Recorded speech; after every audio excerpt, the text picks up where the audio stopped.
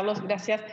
Gracias al Senado por esta invitación. Encantada de poder dialogar con ustedes por un rato.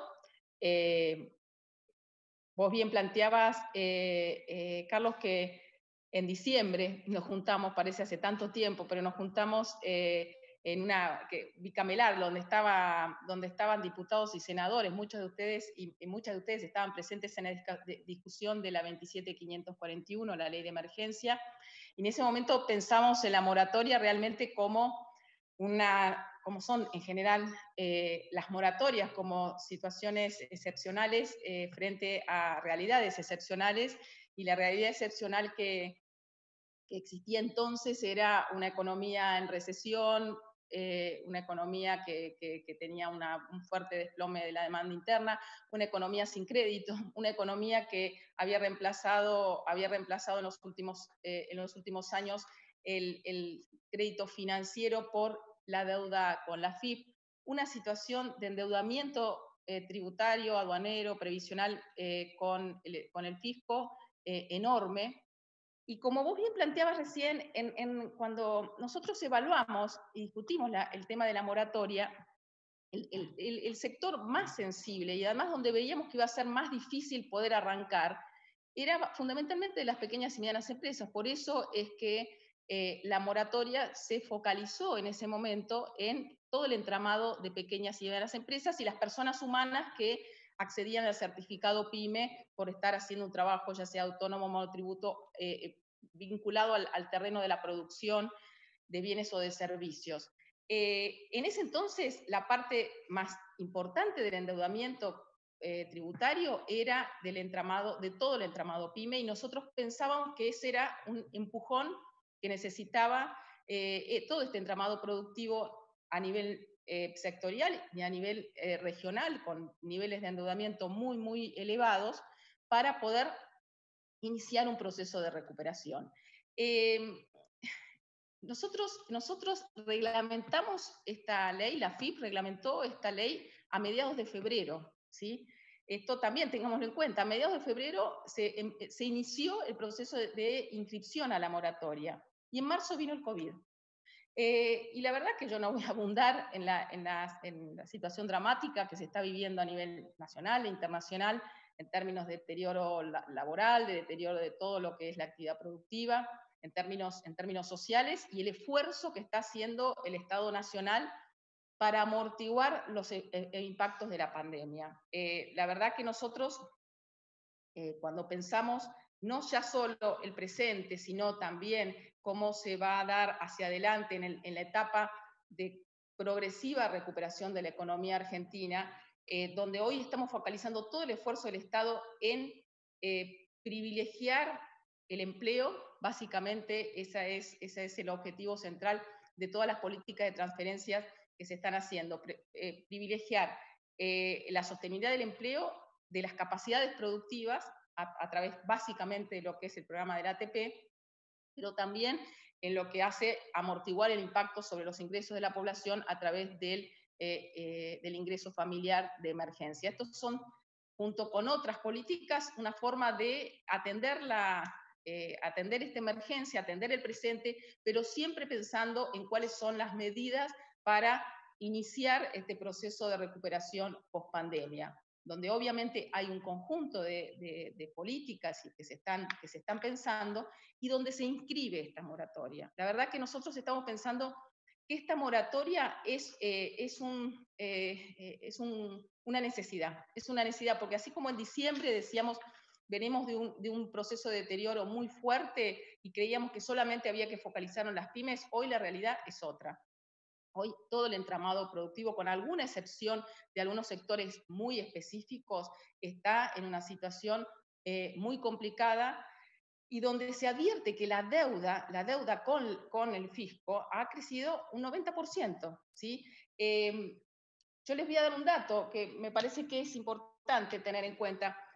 Eh, la deuda de las pequeñas y medianas empresas, desde el 30 de noviembre, cuando se hizo el corte para la moratoria de la 27541, aumentó alrededor del 60%.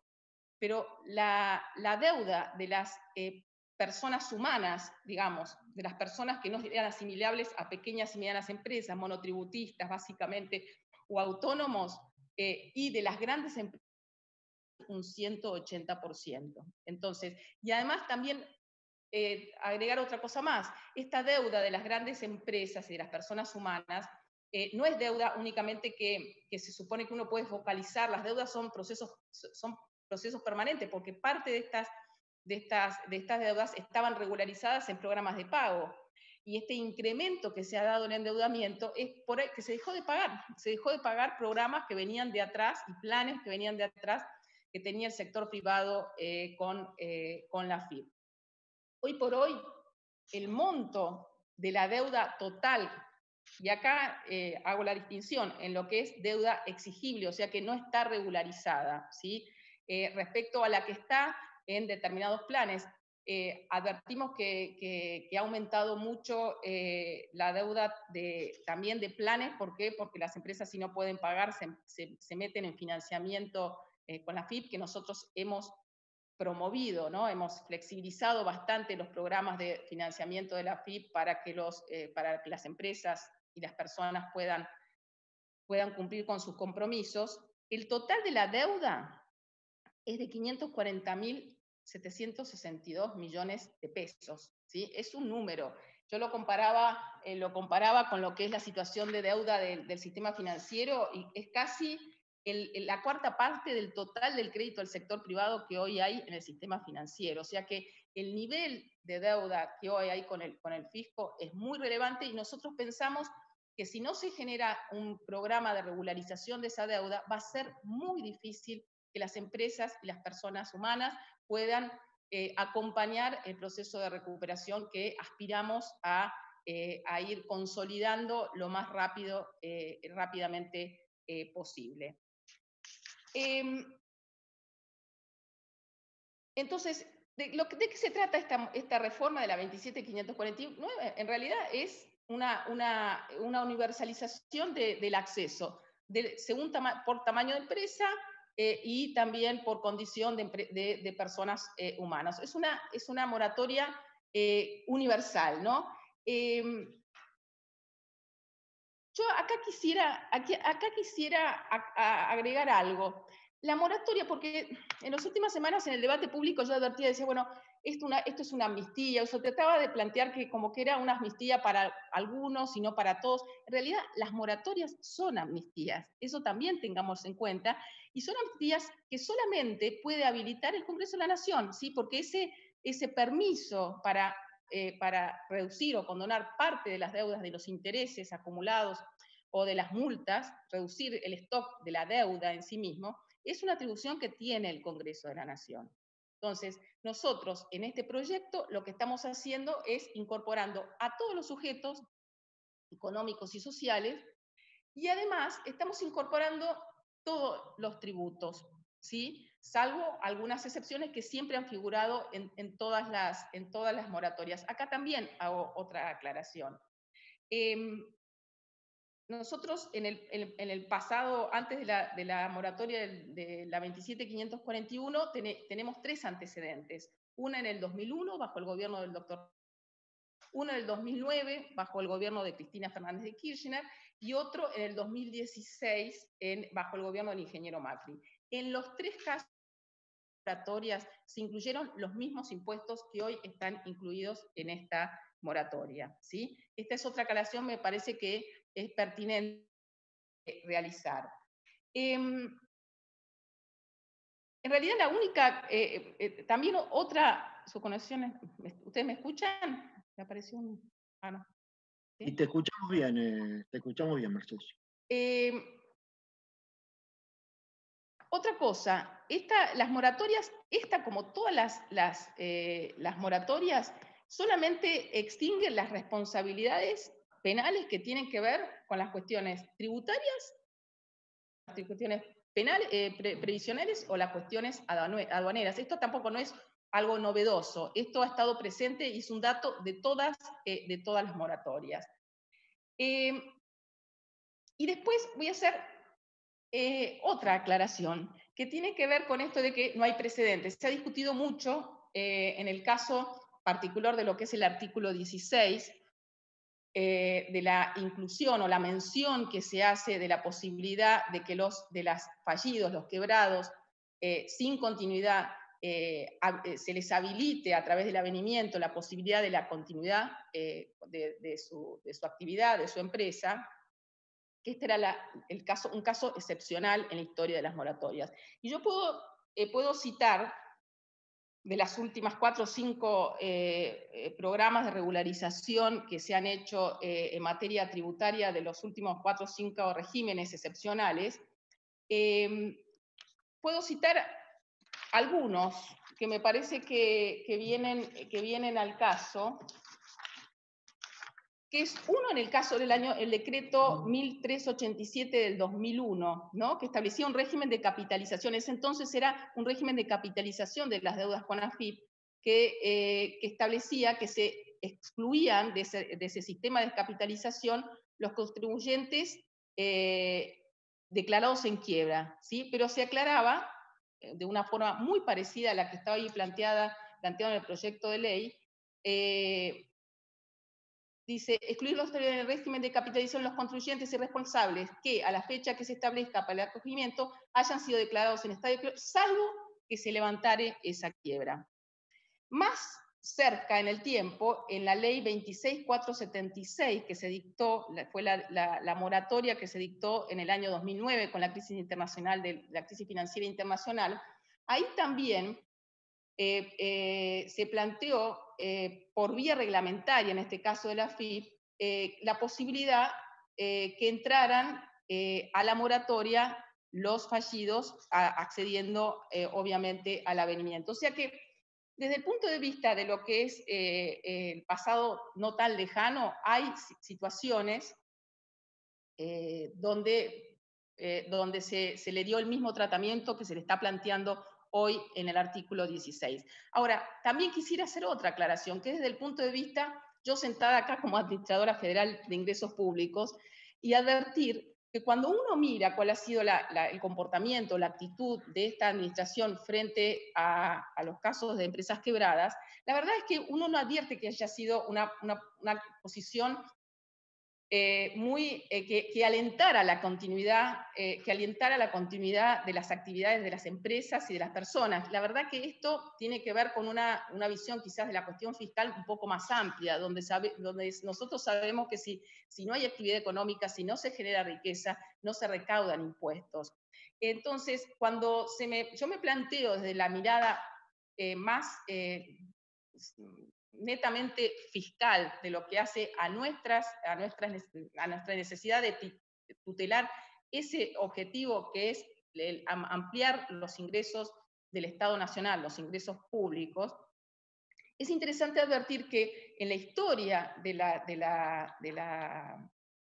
los resultados que ha tenido la AFIP recaudando a partir de situaciones de recupero por empresas quebradas sin continuidad, sin avenimiento, vis a vis que han sido las empresas que han accedido al avenimiento, es sustancial la mejora de la recaudación. Y estoy hablando de porcentaje de recupero de la deuda del 3%, ¿sí? Respecto a recupero de la deuda del orden del 63% a través del avenimiento. Esto me parece que también es importante porque estamos planteándolo y enfocándolo desde el punto de vista de la necesidad de recaudar más, pero también me parece que necesariamente lo tenemos que enfocar desde el lado de la prioridad de cualquier gobierno, que es impulsar la actividad económica, impulsar la continuidad de la producción de riqueza y sobre todo impulsar la sostenibilidad de los empleos, de las ocupaciones, de los puestos de trabajo en la Argentina. O sea que esto me parece que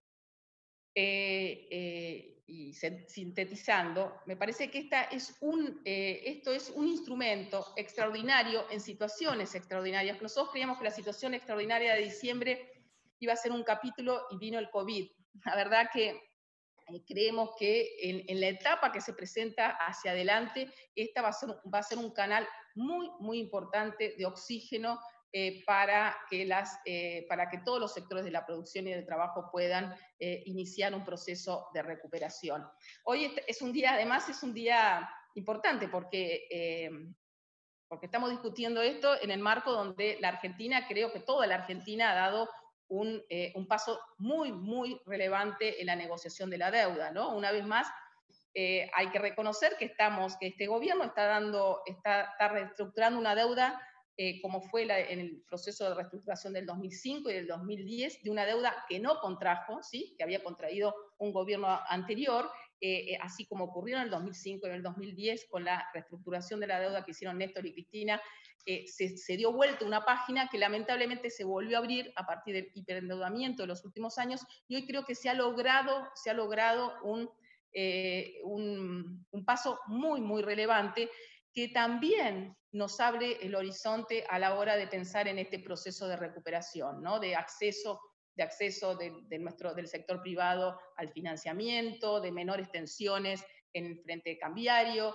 Creo que no es casual que estemos dando, sí es casual, pero hay que creo que resaltar esta situación donde esta moratoria, porque cuando lo discutimos en diciembre decíamos, le estamos dando al sector privado lo mismo que le estamos pidiendo a los acreedores internacionales, le estamos pidiendo tiempo para crecer, ¿sí? Tiempo para recuperar capacidad de repago.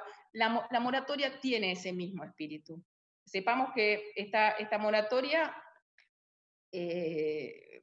si una vez nosotros nos estamos apurando ya con la reglamentación para tener la lista cuando se vote en el Senado, pero esta moratoria, la adhesión a la misma termina a mediados de octubre, y ya en noviembre hay que empezar a pagar la primera cuota. O sea que cuanto antes ingresen las empresas, antes va a ser esa ventana de tiempo que van a tener para estar sin pagar las cuotas.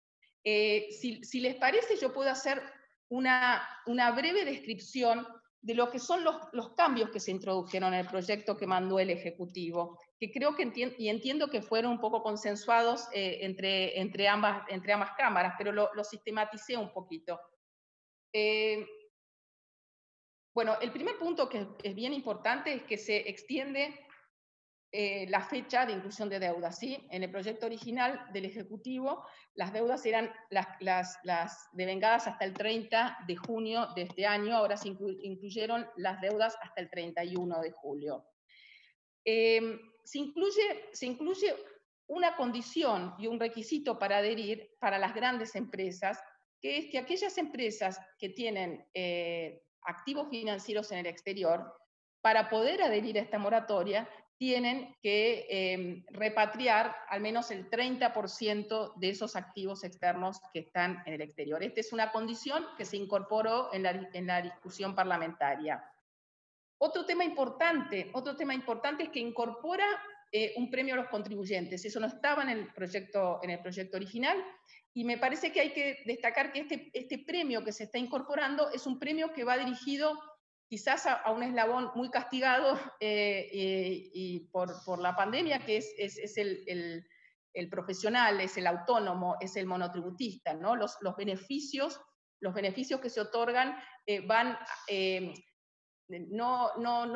no están tocando, ¿sí? Yo en la discusión en la Cámara de Diputados planteaba que cuando uno revisaba hacia atrás cuáles habían sido los resultados de los premios que se habían dado, en la moratoria del 2016 se habían dado incentivos muy fuertes, pero en bienes personales y en ganancias, ¿sí? Y que son los dos tributos más progresivos que tiene un país, ¿no? Y que eso había significado un esfuerzo fiscal muy, muy, muy relevante. Me parece que nosotros, con este incentivo que se está planteando, nos estamos dirigiendo a un eslabón más débil de los contribuyentes, que son los monotributistas y los autónomos. Bueno, otra novedad es que incluye la posibilidad de regularizar obligaciones e infracciones vinculadas a regímenes promocionales de las distintas provincias del país, ¿no? Que hasta el momento estaban excluidas en las distintas moratorias. Bueno, precisa un poco más la posibilidad de acceso a las cooperativas. Estaba en el espíritu y así estaba planteado en la redacción original, pero acá se se fortalece más esa definición. La tasa de interés, que cuando se votó la ley de la 27.541 era del 3%, no sé si recuerdan, en ese entonces era una tasa de interés baja, pero lo cierto es que la política del Banco Central desenvuelta en estos últimos meses ha llevado a una reducción importante de las tasas de interés, entonces ahora se redujo la tasa de interés al 2%, y por 6 meses va a ser fija y después va a ser variable en función de una tasa de Badlar, que es la que se toma como referencia en general en todos los financiamientos.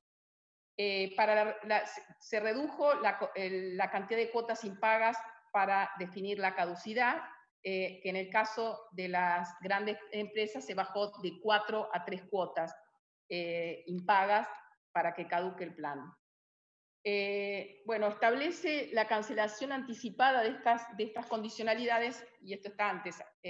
Quizás también lo novedoso de esta moratoria, del proyecto original de la moratoria, es que refleja un poco también algunos criterios que se impusieron en el ATP, que es que se le pide también al sector privado para acceder a los beneficios, a las transferencias de recursos del Estado Nacional, ciertos compromisos, y compromisos que tienen que ver justamente con que todo su excedente y su capacidad vuelva a la producción y a la inversión. Por eso es que se pusieron como requisitos que las empresas que ingresen a la moratoria, las grandes empresas que ingresen a la moratoria, que por 12 ejercicios fiscales no pueden distribuir utilidades, que no pueden realizar pagos al exterior entre empresas vinculadas, ¿sí? Pagos al exterior en divisas, en servicios, en royalties, en dividendos, en utilidades,